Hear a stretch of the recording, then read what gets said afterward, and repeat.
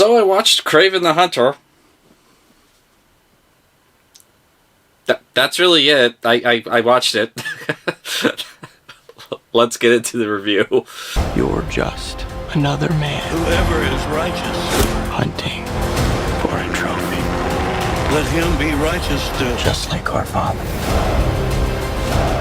When the man comes around.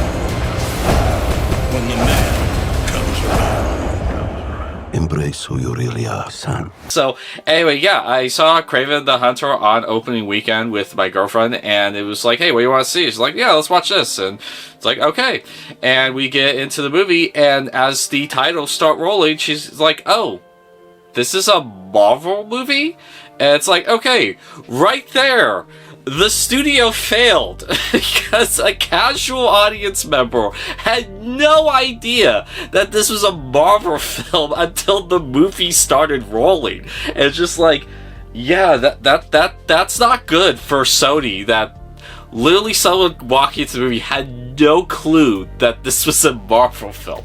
I knew because I am familiar with the character Kraven the Hunter, and while I'm not a diehard fan of the comic books that he appeared in or the shows, games that he appeared in, I do know of Kraven the Hunter, and he was one of these characters that he didn't really have a particularly amazing power set when it came to being a villain of Spider-Man, but it was kind of like his intellect helped him be a fascinating villain.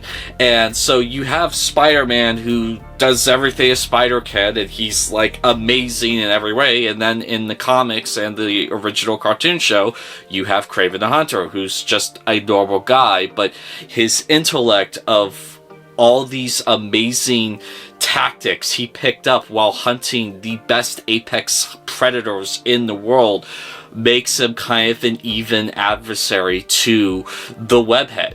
And in this movie, they decide, you know what, screw it, he's just going to be Captain America. He's going to get a super soldier serum, and he's going to have super strength, super agility, animal-like reflexes, and persona. And it's just like, look, there may be a comic book or a game out there where Kraven the Hunter does have these abilities like Captain America, but everything I read and watched, he never had that. He was just very well versed in the art of hunting apex predators to the point that he hunted every apex predator in the world.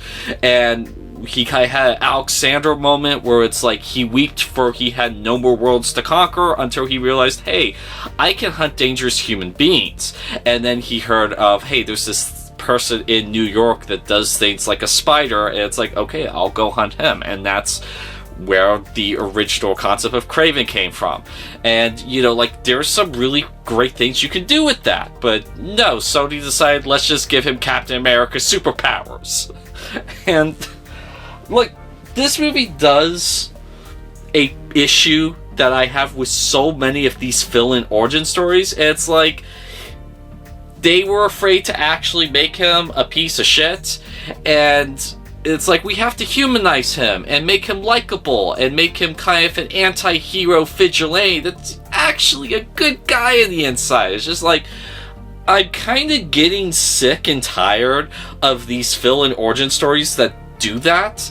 It's like, seriously, Dracula Untold, make him a piece of shit, okay? Cruella, why are you trying to make me humanize with a woman who wanted to kill puppies to make a coat?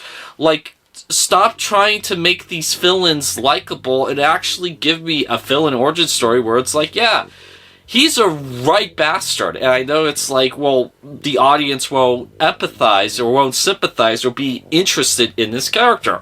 And then you got stuff like Breaking Bad, where, Bryan Cranston played a vile piece of crap, but he was still fascinating to watch. And so it's like, honestly, I'm waiting for one of these origin movies focused on villains to actually take a risk and make the main character a villain, you know? Crazy idea. And of course, Sony also, like, they just showed even more that they don't have the rights to Spider-Man. They just have a rights to every other character in his orbit. It's like a simple Spider-Man cameo would have been nice.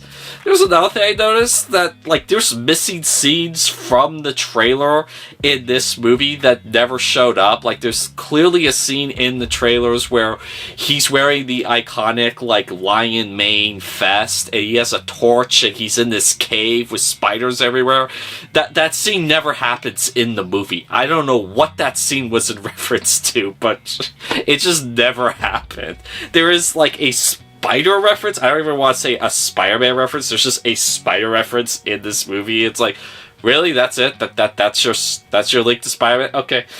And also another thing that they do in this movie that just didn't quite work is they just decide to shoehorn in all of these other notable Spider-Man characters. Some work, like there's this one character, I'm trying not to spoil it, although it was spoiled in the trailer, so I'll just say it. The Rhino is in this movie, but there's another character that they shoehorn into this movie that's like, okay, it kind of works, but it's weird that you're making them related. Like, okay, basically, I won't spoil it, but look at it this way.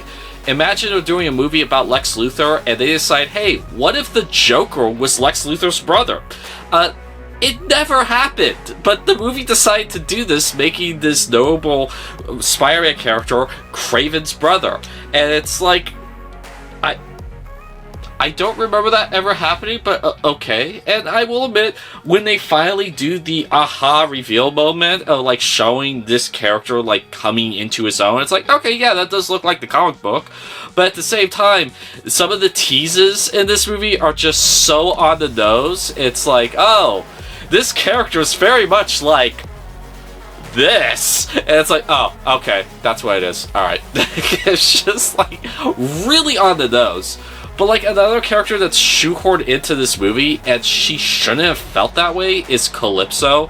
I'm not that familiar with the character, but I do know in some adaptation of Kraven the Hunter, Calypso was his love interest. And it's weird that his love interest feels shoehorned into this movie. It's like, imagine if Lois Lane felt shoehorned into a Superman movie. That shouldn't be a thing, but it is here. It's like, I felt like they should have had Calypso have something more to do than what she does in this movie. Granted, I'm not saying I don't like the actress that played Calypso, it's just I felt the script should have had more to do for her. And then, like, one of the things that did make me want to see this movie is that it's rated R, and that it was going to have some more visceral action than we have seen in other comic book films, because usually comic book films are not rated R. I mean, there are exceptions, like Deadpool and Wolverine and the like, and so when you do get a rated R comic book movie, it's kind of fun to see the language, the blood, the guts, the visual action, and you kind of get that here with Kraven. I mean, some of the action feels a little inorganic in terms of being violent. Like, there is sometimes you could see very clear CGI blood in a fight scene, and it doesn't feel like the guy's neck actually has been stabbed with something. You know, kind of things like that. There are a couple of scenes, it's just like, oh my gosh, it got really bloody violent really quick. Like, the worst death in this movie is not with any of the main villains, which there are a lot, but with one of the unnamed henchmen that just show up for a few seconds. Like, his on-screen death was so freaking brutal and visceral, I audibly yelled out the F word in the audience.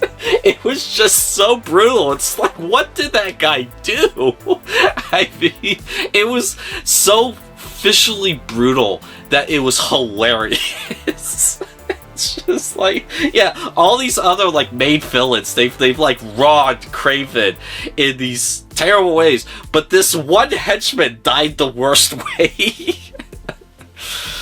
And I mean, you know, I've heard a lot of people complain about the spotty CGI and whatnot, and for a movie like this, I expect it.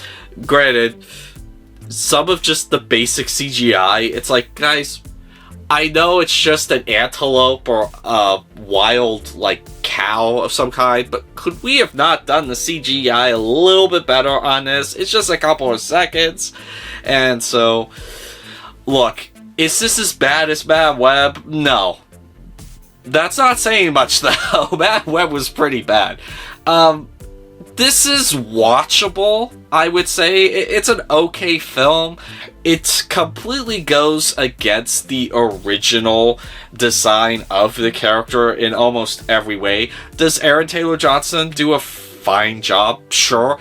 I could hear his, like, Russian accent drop a few times, and it's just like, what happened to the Russian accent? And then it pops back in. It's just like there was a few times they were just trying to get through a scene that day. It's just like, look, I'll just do it like this. And it's like, oh, no accent?